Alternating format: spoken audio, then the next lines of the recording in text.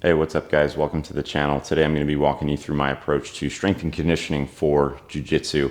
If any of you follow me on Instagram, you know that I preach pretty heavily that whether you're just a jiu-jitsu hobbyist or you're a competitive jiu-jitsu athlete, you should be including some form of strength and conditioning protocol outside of your jiu-jitsu training, and for a number of reasons that I'm going to dive into today in this video. One of those reasons is obviously to get stronger and be able to produce more force with this bag of bones that we have. Another is improving our flexibility and mobility, especially when we're under load. Additionally, we do this for improved performance. I want to be the biggest and strongest dude, not just in my gym, but also in my weight class when and if I go to compete. When you're matched for skill, strength can be the biggest differentiator that you have. And the last two reasons that I'm going to touch on today are we do this to become injury resistant and reduce the risk of some of those more chronic or cumulative injuries that can occur from training just jiu-jitsu. The last reason I think that strength and conditioning outside of jiu-jitsu training is so important is because I want to extend my time on the mats. I think that most people who like jiu-jitsu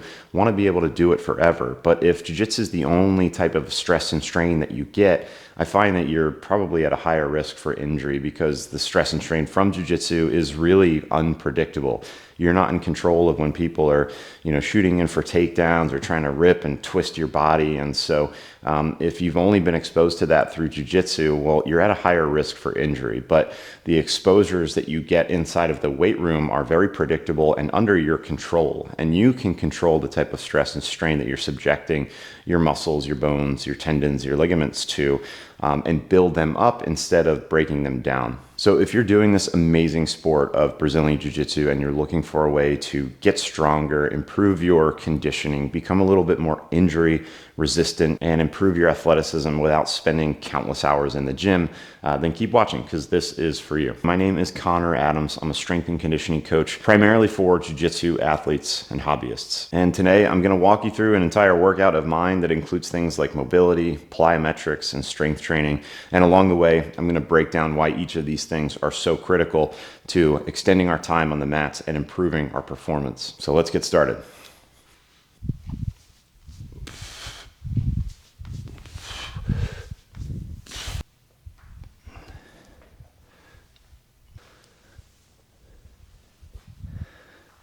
Okay, let's talk a little bit about mobility. What you just saw me doing is just a very, very basic little lower body dynamic warm-up, but those movements can also be used to just help improve a little bit of your mobility and range of motion. I use them specifically when I'm working out early in the morning. Right now it's about 5:45 on Monday. And when I first wake up, I'm not moving as well as I do later in the afternoon when my body's been moving around already. So I use things, like squats and single leg RDLs to just kind of shake off the morning crispies, as I call them. But the reason that I might use a dynamic warm-up or mobility drills as a warm-up is because they do temporarily help you gain access to deeper ranges of motion, and they do feel good. But the thing that you have to keep in mind when you're doing these body weight based mobility drills or static stretching is that they are quite limiting in their return on investment, meaning that you're really only going to get so much from it.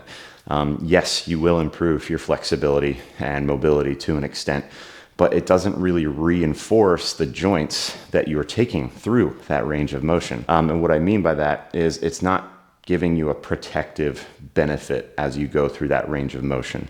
And so we get that benefit from full range of motion strength training. And there's actually good data to support this that when compared against each other, resistance training and stretch training, as the literature refers to it as, pretty much have the same benefit in terms of improving range of motion. But what I think is really important about that is that it shows you that you can just do full range of motion resistance training to improve your mobility. So for those that are short on time and they're looking to increase their strength and their flexibility or range of motion, we can use full range of motion strength training to achieve it instead of spending countless hours in the gym doing all these fancy mobility drills for a very little benefit, in my opinion.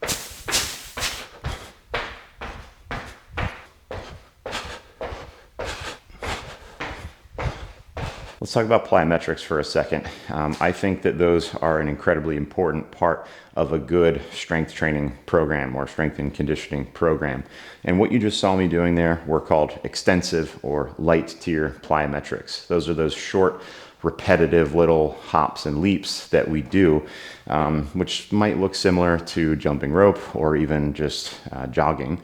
But the reason that we do extensive and light tier plyometrics is to build capacity within our tissues and within our joints. And we want to build up a lot of capacity and obtain a lot of volume from doing these extensive plyometrics, because they do then help prepare us for later phases of training where we might engage in more intensive plyometrics. Think things like big continuous broad jumps or big lateral bounds where we're putting a lot of force and we have a longer ground contact time. Those are intensive plyometrics, but we're using these extensive ones to start increase the stiffness and thickness of our tendons and ligaments, particularly around the knee and the ankle. And there are upper body plyometrics that you can do as well. And so this type of plyometric training is really good for increasing the resilience of those joints and make them a little bit less susceptible to injury. One of the major benefits of doing intensive plyometrics in later phases of training is that we get to express a lot of the strength that we acquired from resistance training athletically. And what I mean by that is that, with resistance training, we're improving our body's ability to generate a lot of force, right? Being able to squat a ton of weight or deadlift or bench press a lot of weight. But what we use these plyometrics for is again, express it athletically. We want to call on that force production, but really, really quickly. So just to summarize why plyometrics are so important. One, we are building tissue capacity, right? The stress and strain that we subject ourselves to while doing plyometrics actually exceeds a lot of the stress and strain that we might see in jiu-jitsu, but it's in a very controlled and predictable environment. And we're chasing a very specific benefit, which I mentioned before, is improving the stiffness and thickness of our tendons and ligaments. And we're also improving a little bit of that elasticity and explosiveness. And over time, when we start to introduce intensive plyometrics, that is when we get into the world of being able to express the strength that we've acquired from strength training and resistance training athletically, right? You're able to produce that force much more rapidly, and in doing so, you've improved your athleticism.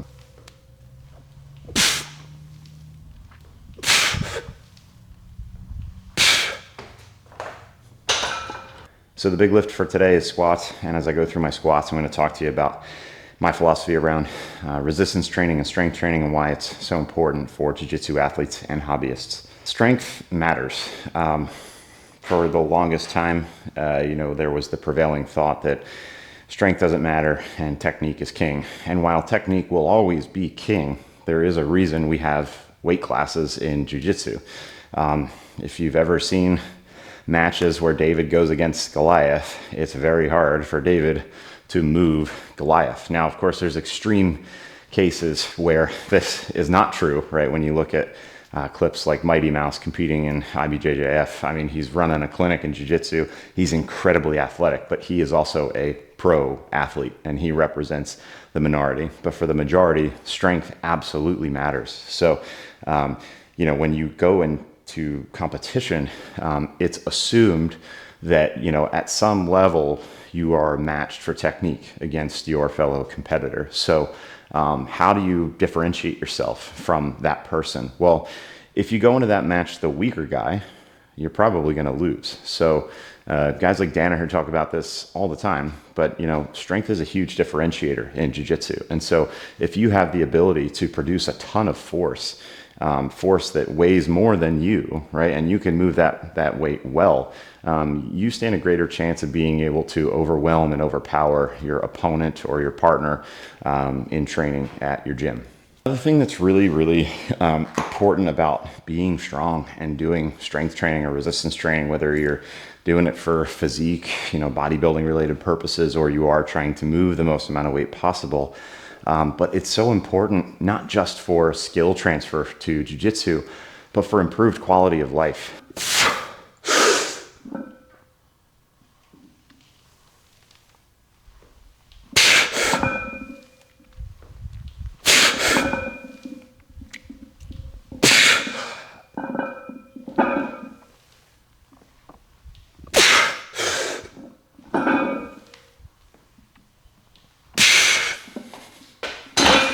know there's a lot of concern around doing lifts like squats and deadlifts. You know, the argument is like, oh, risk versus reward. And I fell into that camp for a number of years. I have 3 bulging discs, one of which was making contact with the nerve. And, you know, I suffered for years from pretty debilitating low back pain. I'd get these flare-ups where my whole body would kind of go into this like lateral shift, and it was hard to walk, hard to roll around, like literally roll out of bed, hard to pick things up. These spasms that I'd get would put me on the floor. But it was during those times that I was not squatting and I was not deadlifting and I was not giving my back and the muscles around my core a reason to be strong. I was avoiding everything. And as a result, I had these back pain flare-ups and spasms way more frequently. But when I think back to times where those flare-ups were almost non-existent, or maybe they only happened once per year, it's when I was giving my body the right exposure to that type of stimulus that kept my core and my back and my glutes and my hips strong and sturdy. They could withstand all the stupid little movements that I was doing throughout the day. But when I stopped doing all those at the onset of one of those flare-ups, I got to this point in my head where I was like, I'm done. I'm done squatting. I'm done deadlifting, because I had this thought of every time I return to this lift, I hurt my back, right? And really what that points to is bad load management, which is another key principle behind a good strength training protocol, is making sure that you're adequately managing the loads that you're exposing your body to, so you don't run into those scenarios where you're kind of overreaching and going beyond the amount of tolerance that you have for a particular activity.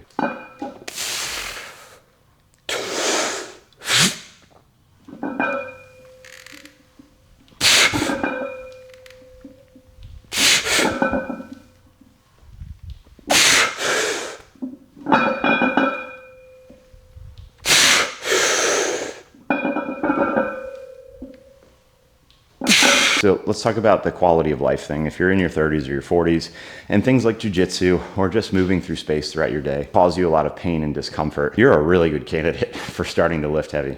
The reason that I say that points back to, in the jiu-jitsu context, is that jiu-jitsu is not protective of your body, right? The type of stress and strain that we're subjecting ourselves to when we're playing jiu-jitsu is, it's dynamic, right? You don't really have control over when your partner or opponent decides to like twist your entire body, squeeze you, grip you, rip you, pull you, choke you, try to armbar you, take you down, throw you, etc. All those things are super, super dynamic. You have to react in a moment's notice. And so it's in those little moments where, if your body's not really prepared to withstand that type of rigor, you could subject yourself to some sort of injury. There are also cumulative injuries that can occur from gripping too hard, squeezing too much, and doing the same type of movement over and over again, and you run into like an overuse type of injury. And so if those are issues that you're suffering from, and getting up out of bed is a challenge, squatting down to play with your kids is a challenge, again, you're a great candidate for resistance training. They are building up your body's capacity to withstand the rigors of just day-to-day life and jiu-jitsu.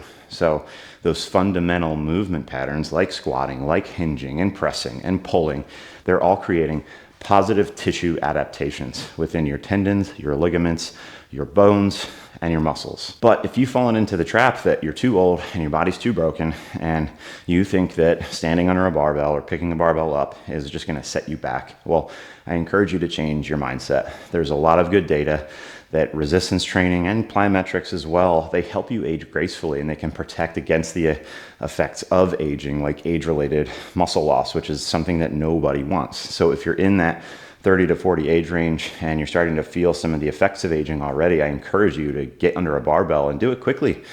Start increasing the stress that you put on your body so that it can withstand just the stress of day-to-day life and jiu-jitsu, and make it seem like not such a big deal when you wake up the next morning. So just to recap that little section there, jiu-jitsu, that stress and strain, unpredictable and can cause injury. Resistance training, very predictable and controllable stress and strain. Yes, there's a slight risk for injury, but if we're adhering to good load management principles, we won't get injured.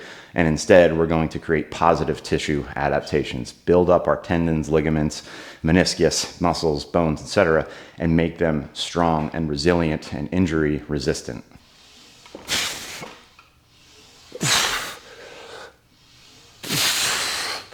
The next thing that I want to talk about is if you are short on time, how can you make all of this work?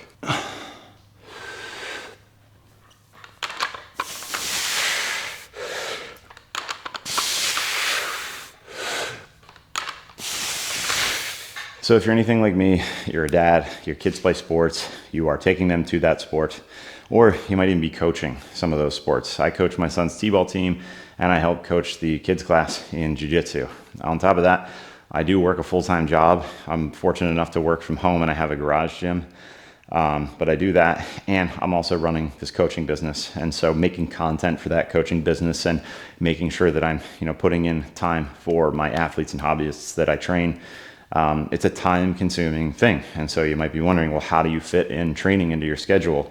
And if you are a busy working dad or mom, and you're still trying to find time to get in productive strength training sessions throughout the week, I'll be the first to say that you don't need to spend 90 minutes to 2 hours in a gym to get a good productive workout that yields to improved performance or just improved quality of life. And you really don't need that much time. So if you really are short on time, you can fit in all of the things that I've been doing in my garage today in like a 45-minute session. And in some cases, you can fit it in less. If you want to skip the dynamic warm-up and mobility stuff, and you want to skip the plyometrics and just get straight to strength training, sure. Jump under the barbell, start doing some warm-up sets with the first lift that you're gonna do, right? And then just proceed through your workout as normal, and you'll probably cut it down to something like 35 minutes or less. That being said, if you're lifting really heavy and your rest intervals take a while, it's totally okay to execute 1 or 2 lifts and have that make up the bulk of your training session, if that's all you can manage. And if it's something like conditioning that's more important to you, well, then I might start to look at implementing more circuit-based training and conditioning work that improves your aerobic base, your anaerobic capacity, but also your muscular endurance. And so you might see things like kettlebell stuff in there, and some other muscular endurance type focused workouts that don't take a long time, but they have a pretty good yield in terms of adaptation and benefit.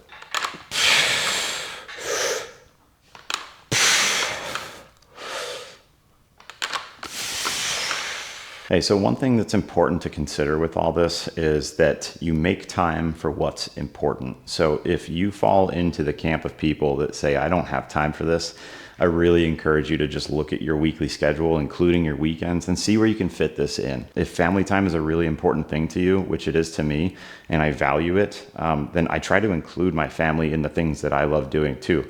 And so sometimes my son or my daughter will come out here and they will actually lift with me. They're not, doing anything crazy. It's not like an intense training session, but they're moving weights around. They're having fun on my little backwards treadmill here, or they're hanging from the rings in there.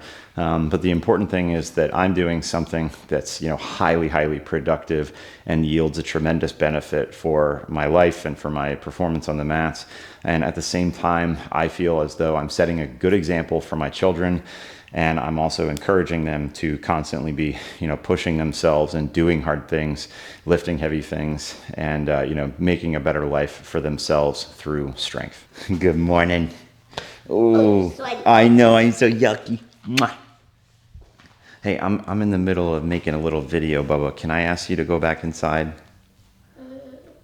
Okay, I'll be done in just a minute, okay? Okay. Thanks, Bubba.